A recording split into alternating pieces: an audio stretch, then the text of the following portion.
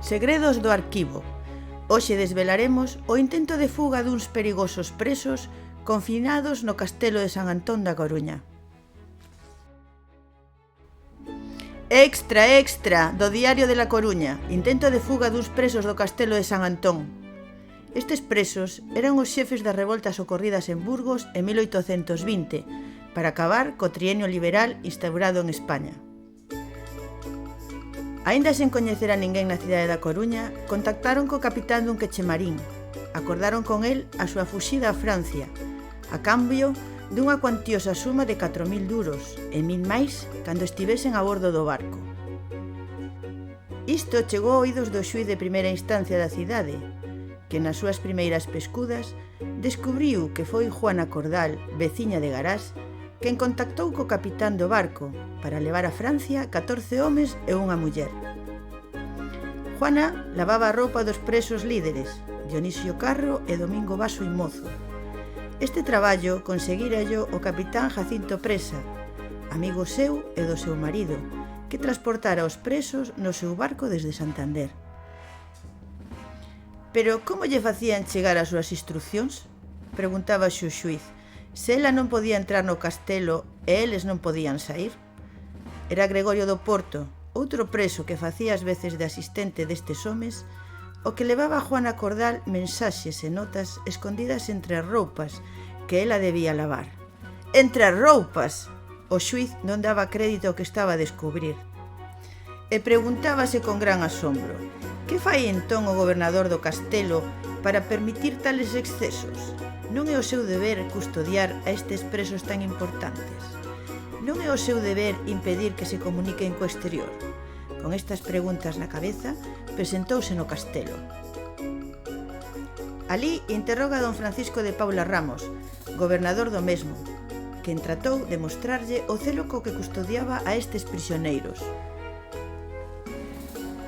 Este guiou ao xuíz polo castelo, sinalando as casamatas onde os aloxa, as portas coas grosas fechaduras que as pechan, os gardas armados que patrullan de día e de noite o perímetro interior e exterior, as ordes que teñen para que durante a noite cada cuarto de hora se cambie o contrasinal para que ninguén lles engane, de como os que patrullan polo exterior teñen orde de deter a calquera embarcación que se achegue e se esta non responde, abrir fogo.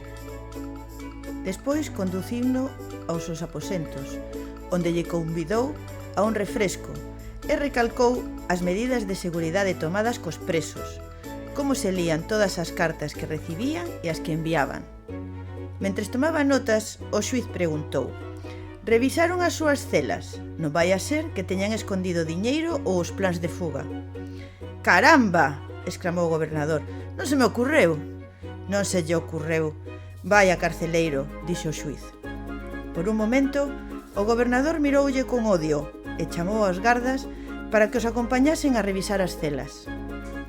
Na habitación de Domingo Baso y Mozo acharon unhas cartas cifradas que chamaban a rebelión contra o goberno constitucional.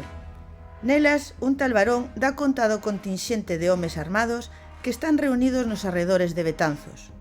Estes homes foron recrutados polos comisionados anticonstitucionais enviados a todas as provincias. Encargaríanse de crear xuntas provinciais que a súa vez elexirían os membros da Xunta Suprema do Reino, con audiencia á rexencia de Urgel.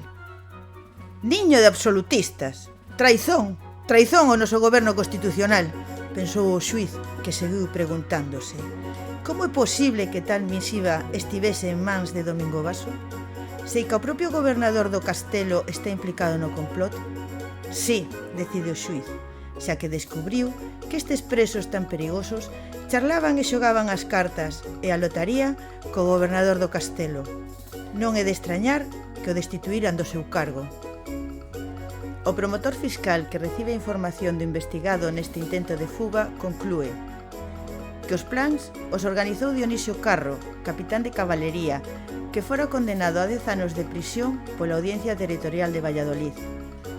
O seu delito fora organizar a fuga do rei de Madrid e enviárono ao cárcere de Burgos, de onde quixo escapar escalando o muro. Agora trataba de librarse de novo da súa prisión en Coruña. que foi el que non dubidou en organizar un encontro con Juana Cordal a través dun amigo común, Jacinto Presa, que Dionisio enviáballe a esta pobre muller notas metidas entre a roupa, ante a desidia na vixilancia organizada polo gobernador, e de combinala a que as queimase unha vez lidas, que lles ofreceu unha gran cantidade de diñeiro que non posuía, a ela e a Gregorio do Porto, para que lle conseguisen un barco no que fuxira a Francia. E de como convenceu a este Gregorio para que contactase cun barco asturiano que traía carbón á cidade, para que lle proporcionase o bote co que escapar do castelo de San Antón ao barco fretado. Finalmente, supón tamén que foi Dionisio quen inventou a carta en linguaxe cifrada para organizar un gran rebumbio no castelo e escapar entre a caterva de soldados e funcionarios. Esta causa chegou ata as nosas mans conservada no fondo da Real Audiencia de Galicia, custodiado neste arquivo coa asignatura 48.893.5, pero isto non acaba aquí.